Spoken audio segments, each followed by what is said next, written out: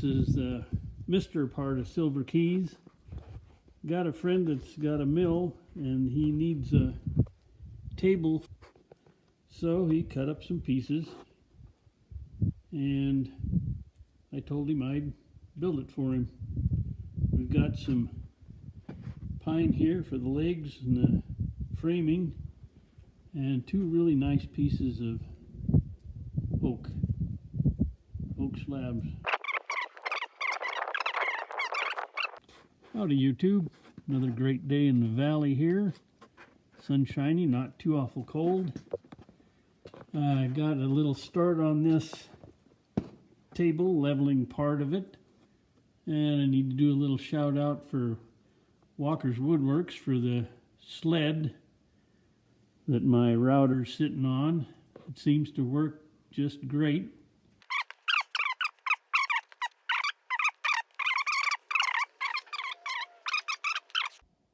Howdy YouTube. Got above the no temperature mark again today, so figured I'd give you a look at what we're at.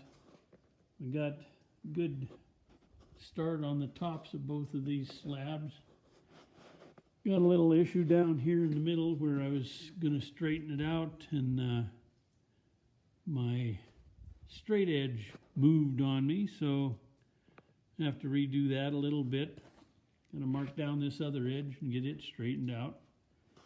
But our routing is coming along really well. You can see the patches there on the both slabs.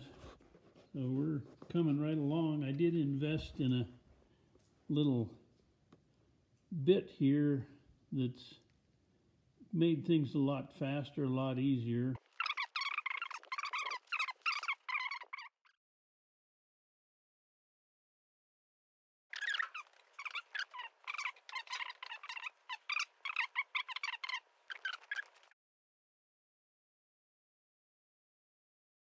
We'll go over here and this is the base of it. She's hefty. Hefty, hefty, hefty. 6 by 6. Scoot along here. 6 by 6 posts. This was all, they hand milled it, hubby and the guy he's building it for. And gonna need a forklift. He's bringing his Bobcat with a forklift to load it, because my goodness, it's going to be solid. But he's getting there. Another 6 months should be done. Right, babe? At the very, very least. At the very least. All right.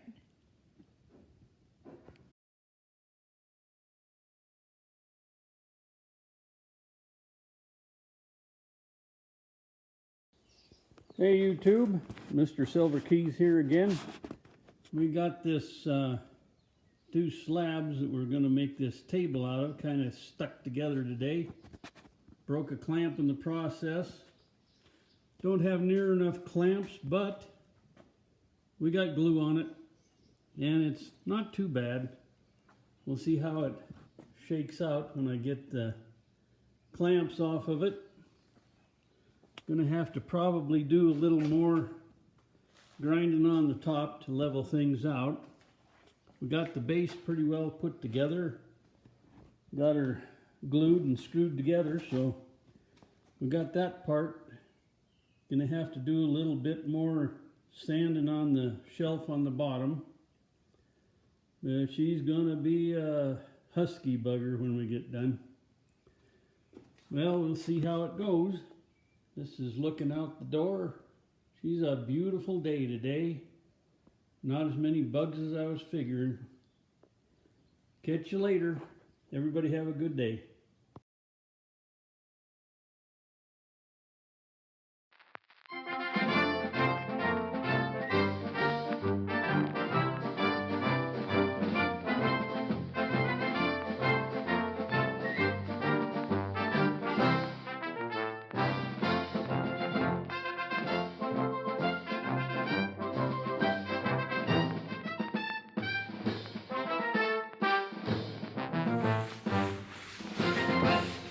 Just a little glimpse of what this wood looks like. It's beautiful.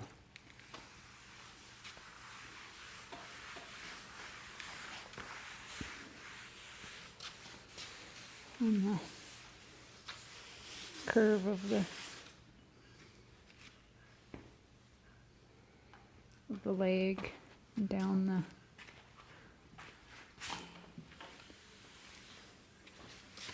edge. This leg is curved to just fit. It is beautiful.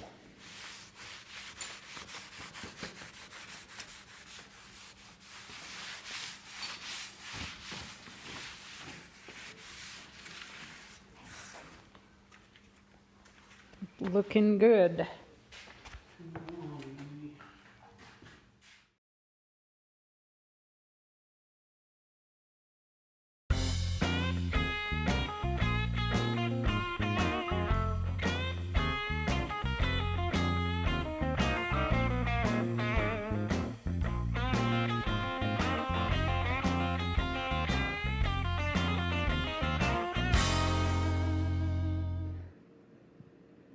So in order to provide an area that's clean, when you pour this epoxy, you want it to be as dust-free as possible.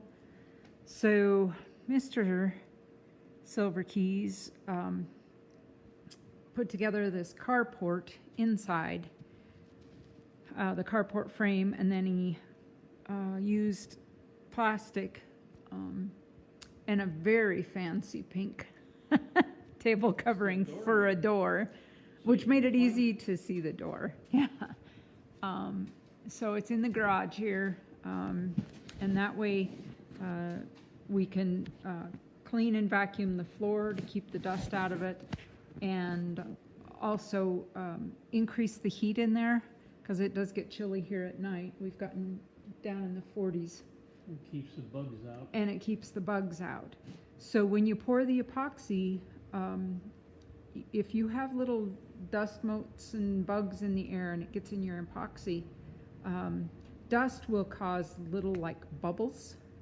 And of course bugs, who wants to look at a bug in your tabletop? So there she is, taking up half the garage, and seems to be working.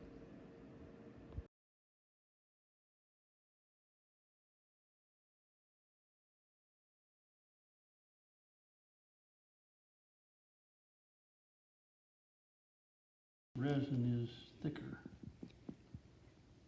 This is the curing agent, be 36 ounces.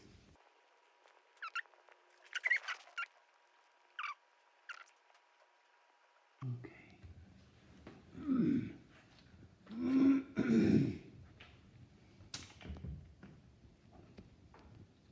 Beginning of the beginning. Beginning of the beginning. And away we go. This stuff is a lot thicker. And this will, it's 50-50, so this will fill to 72 ounces.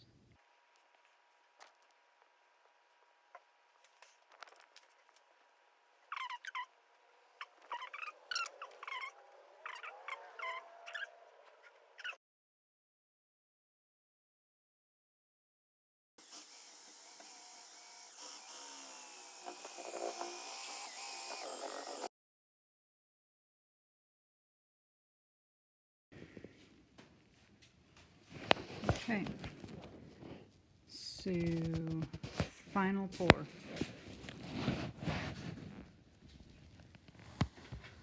And you'll notice the trowel sitting right there. So this goes on, and then this trowel, you trowel it on to ensure that it's a fairly even coat. And then, oh good heavens, I didn't bring the brush. I'll go grab the brush. Okay. So then after the trowel is used, I will use this brush. It's called cutting in, and I'll use this motion in it that breaks the surface tension, and ensures a good bond between that and the last coat. And then I'll also run around the edges and catch any drips. So he's just stirring in stuff that he scraped out of the bucket to ensure that it's mixed, in case there was one or the other mixture in the bottom of the bucket that didn't get stirred in completely. So,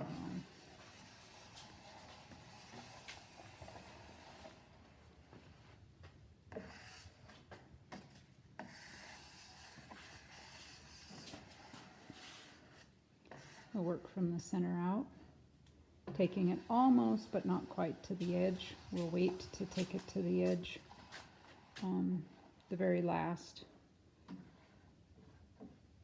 And that way I can really babysit the edge to prevent drips, real bad drips and lines. So I will bring you back in when the troweling's complete.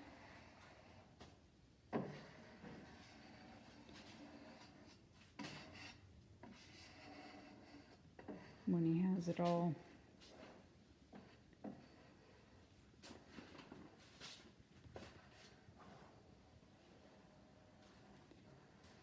fairly well laid out.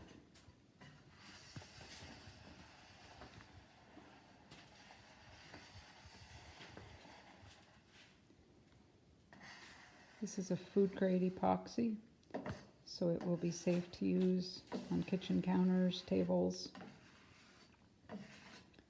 food prep.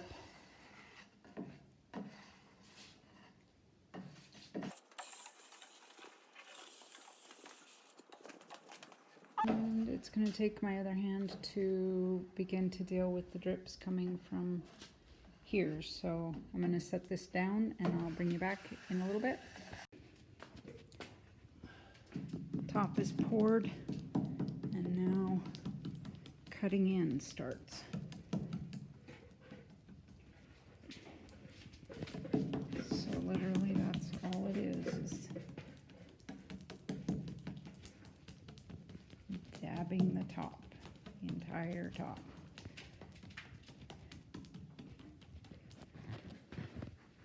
Okay, so I've cut in the whole top. You can see all the little bubbles there across the whole top. I've done the top and the edge.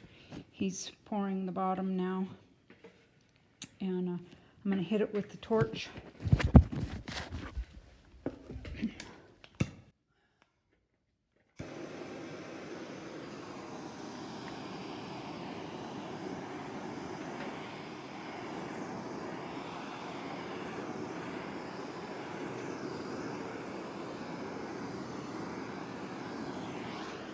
Down.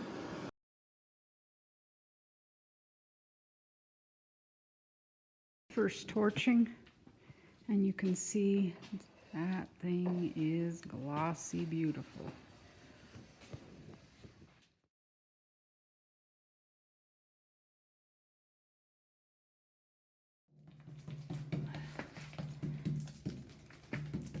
He's cutting in the bottom there. And after we cut this in, then again we'll let it sit a second, and then I'll hit it with the torch, and it gets rid of all those bubbles. Bubbles from the mixing. From the mixing. Takes care of that. Look at that. That's going to be glassy, beautiful, gorgeous work.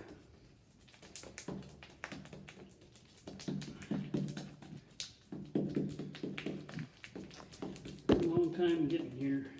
And then we'll continue to go back. We've got a few drips coming off of the edge here, and it'll be okay to come back with this brush, and we'll drip or catch those drips with the brush. We'll continue to do that over the next hour. We'll torch it a total of 3 times, about 15 minutes apart each time. And then you leave it alone. Just leave it alone and let it do its thing.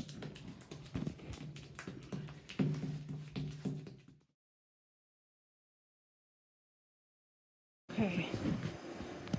Second torching on the bottom. If I get over here, you can actually, you'll be able to see how glassy, smooth, glossy. And that torch, it doesn't burn it. You got to go at a speed slow enough to pop the bubbles and warm it so it kind of levels out. Too fast and you don't do the job it needs to do. Too slow and you burn it.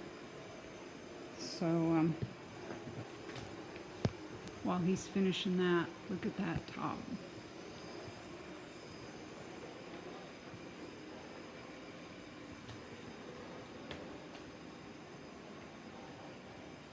How gorgeous is that? I don't know how high up I can lift this to show you the end of this.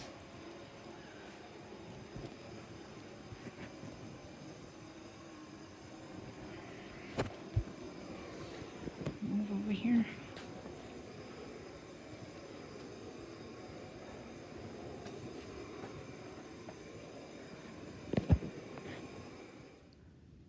Okay. This is the last, oh, I got stuff on me. The last of the last. It was the final torch. We do it 3 times, about 15 minutes apart. And when you torch, you got to run around with the brush and catch the drips and smooth it out. And so we've been a little bit busy. But now, turn the heat on in here and get it hot, 80 degrees if we can, and let her dry. Comes a point where you have to stop catching the drips because it's so sticky that you actually, you mess it up. A little bit farther there. Yeah. In fact, you might want to come all the way down that edge. He's just using his finger now to catch those drips off of there.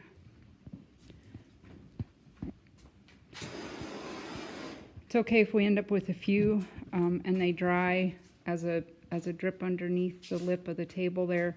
Just take it off with a rasp or a sander.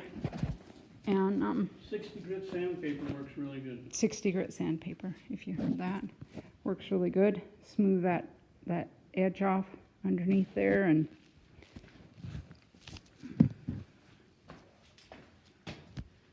lift it up here. And we'll bring you back when it's cured and we can take it out in the sun.